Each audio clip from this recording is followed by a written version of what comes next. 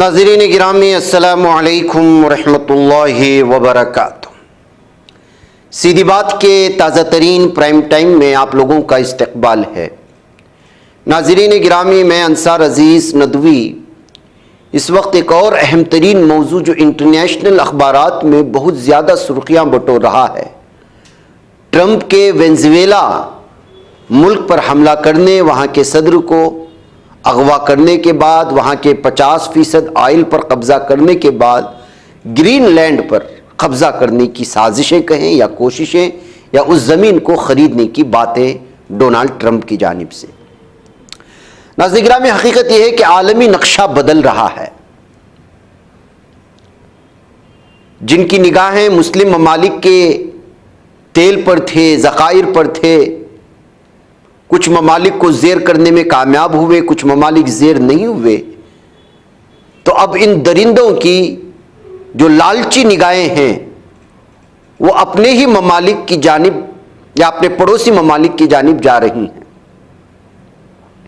या यूं कहें कि पूरी दुनिया में या जितने भी ममालिक पाए जाते हैं उन पर अपना सिक्का चलाने के लिए और सुपर पावर बने रहने के लिए छोटे छोटे मुल्कों को रौंदने की कोशिशें हो रही हैं जालिम अमेरिका की जानिब से। अमेरिकी सदर डोनाल्ड ट्रंप ने अपनी निगाहें ग्रीनलैंड पर रखी हुई हैं। वो पहले अपने इरादों का इजहार ये कहते हुए कर चुके हैं कि ग्रीनलैंड अमेरिकी सलामती के लिए ज़रूरी है। इसके अपने अलग अलग बहाने होते हैं किसी भी मुल्क या वहाँ के ज़खायर पर कब्ज़ा करने के लिए, जबकि ग्रीनलैंड को एक सयाहती बहुत मशहूर मकाम बनाना चाहते हैं और उससे आमदनी के ज़रिए से, इसलिए कि बहुत खूबसूरत शहर, खूबसूरत मुल्क है। लेकिन क्या सलामती असल वजह है या ग्रीनलैंड की बर्फ से ढकी ज़मीन के नीचे दबे उस कीमती ख़जाने के पीछे असल वजह है जिसके बगैर ट्रंप का मेक अमेरिका ग्रेट अगेन का ख्वाब पूरा होना नामुमकिन हो जाएगा।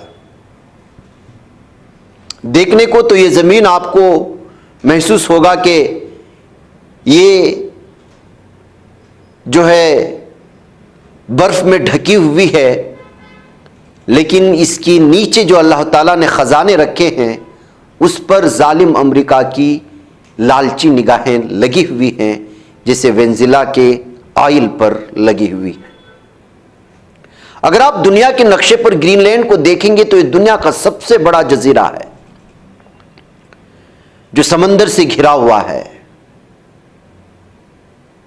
जो आर्कटिक और बहरे ओकियानूस के दरमियान वाक़ है। जुग्राफियाई तौर पर यह शिमाली अमेरिका के बर्र आज़म का हिस्सा है, लेकिन सियासी और सकाफती तौर पर यह यूरोप के बहुत करीब है, क्योंकि यूरोप का गेटवे है। इसकी 80% सतह बर्फ से ढकी हुई है, बाकी 20% जमीन की आबादी सिर्फ 56,000 अफराद पर मुश्तमिल है। यानी कि हमारे भारत का बेंगलुरु का एक छोटा सा मोहल्ला, जिसमें से 56,000 लोगों का, यहाँ तो एक एक मोहल्ले में 3-3, 4-4 लाख लोग रहते हैं हमारे भारत में। इससे भी ज्यादा अहम हकीकत यह है कि ग्रीनलैंड डेनमार्क का हिस्सा है और रूस के बहुत करीब है। एक और बड़ा खेल यह है जिसका ट्रंप खुलेआम यहां पर जिक्र नहीं करते या आवाम के सामने नहीं लाते। यहां पर न्यूडेमियम और डिस्प्रोसेम हैं, दोनों इंतहाई नायाब मादनियात हैं। शायद आपको ये नाम सुनने में अचंभा लगेगा। मादनियात से वाबस्ता दुनिया इसकी हकीकत को जानती है, या मेडिकल साइंस से ताल्लुक़ रखने वाले या दिफाई निज़ाम में इस्तेमाल में लाई जाने वाली वो मादनियात जिसको ज़मीन से निकाला जाता है, और मुख्तलिफ़ किस्म की बिजलियाँ या एक दूसरे को खींचने वाली चीज़ें पैदा की जाती हैं या धमाका खेज़ अशिया बनाई जाती हैं, उस दुनिया से लोग इस चीज़ को बेहतर अंदाज में जानते हैं। अगर आसान अल्फाज में कहा जाए तो इन्हें नया सोना या सनअती विटामिन समझा जाता है। न्यूडेमियम को दुनिया के सबसे ताकतवर मुस्तकिल मैग्नेट बनाने के लिए इस्तेमाल किया जाता है। जैसे मैंने कहा ना, एक दूसरी चीज को खींचने की चीजें, जो कम वजन में ज्यादा ताकत फराहम करने के लिए इलेक्ट्रिक गाड़ियों के मोटरों में इस्तेमाल होते हैं। ये तो जायज तरीके से इस्तेमाल होने की चीजें बताई गई, वरना दिफाई सिस्टम में कुछ और में इस्तेमाल में होती हैं। मोबाइल फोन की स्पीकर, वाइब्रेशन मोटर्स और बड़ी स्टोरेज की सलाहियतों वाली छोटी हार्ड डिस्कें भी इस न्यूडेमियम से बनती हैं। न्यूडेमियम हवा की तवानाई से लेकर तिब्बी सर्जरी और फौजी रहनुमाई के निजाम तक हर चीज के लिए जरूरी है। जैसे मैंने कहा, मेडिकल साइंस से ताल्लुक रखने वाले लोग भी इससे फायदा उठाते हैं और फौजी रहनुमाई के निजाम तक यानी दिफाई निजाम में भी इसका इस्तेमाल आता है। और डिस्प्रोसेम के साथ मिलकर इस्तेमाल किया जाता है। न्यूडेमियम मैग्नेट बनाता है, लेकिन दर्जे हरारत बढ़ने पर भी उसकी मिकनातीसियत को बरकरार रखने के लिए डिस्प्रोसेम की जरूरत होती है। ऐसी सूरत हाल में डिस्प्रोसेम के बगैर कार की मोटर नहीं बन सकती। डिस्प्रोसेम हर रिएक्टर से लेकर ज्यादा शिद्दत वाले लैंप तक हर चीज में इस्तेमाल होता है और दोनों मादनियात पर चीन की इजारादारी है। दुनिया के डिस्प्रोसेम और न्यूडेमियम की सप्लाई का 80 से 90% अकेले चीन के पास है। चीन वक्तन फवक्तन इन सप्लाईज को रोकता है, जिसके नतीजे में कभी कभी मोबाइल फोन बंद हो जाता है, कभी गाड़ियों की बंदिश और बाज औकात मिसाइल गाइडेंस सिस्टम की तैयारी को भी रोक दिया जाता है। दिफाई सिस्टम में मेन चीज है ये। जब तक चीन चाहे ये सब कुछ आसानी से चलता है। अगर चीन ने रोक लिया तो बहुत सारी चीजें, आपके घर का मोबाइल भी रुक सकता है। ग्रीनलैंड में इन दोनों मादनियात डिस्प्रोसेम और न्यूडेमियम के ज़खायर का भी अंदाजा लगाया गया है। अमेरिका का असल इरादा इन ज़खायर पर कब्जा करना है ताकि चीन की जानिब से डिस्प्रोसेम और न्यूडेमियम की मनमानी पैदावार को रोका जा सके और आलमी सतह पर अपना तसल्लुत कायम किया जा सके।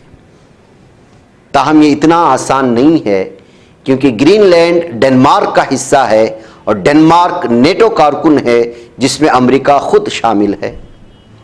ट्रंप ने कहा है कि नेटो ममालिक को अपनी जिम्मेदारियां निभानी होंगी और अमेरिका पर दबाव कम करने के लिए अपनी जीडीपी का 5% अपनी अपनी फौजों पर खर्च करना होगा। इसका मतलब यह है कि नेटो जो कभी अमेरिकी तसल्लुत से लुत्फानंदोज होता था और नेटो ममालिक की खुलकर हिमायत करता था, अब अमेरिका पर बोझ है।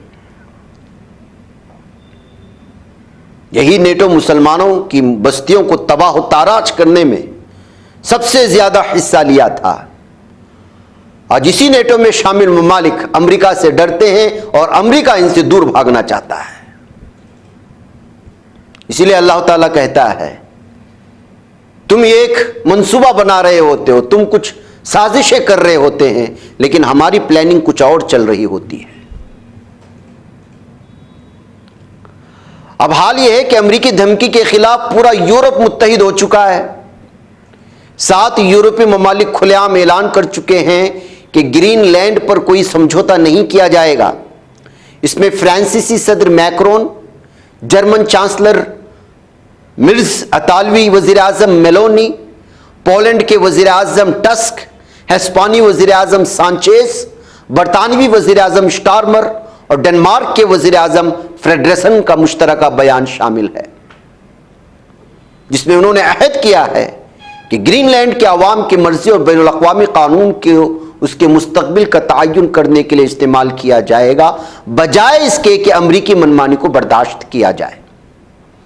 वेनेज़ुएला में अमेरिका के इक़दामात को देखते हुए खदशा है कि ट्रंप यकीनन यूरोप के ख्यालात को नज़रअंदाज करके अपने मकासद हासिल कर लेगा।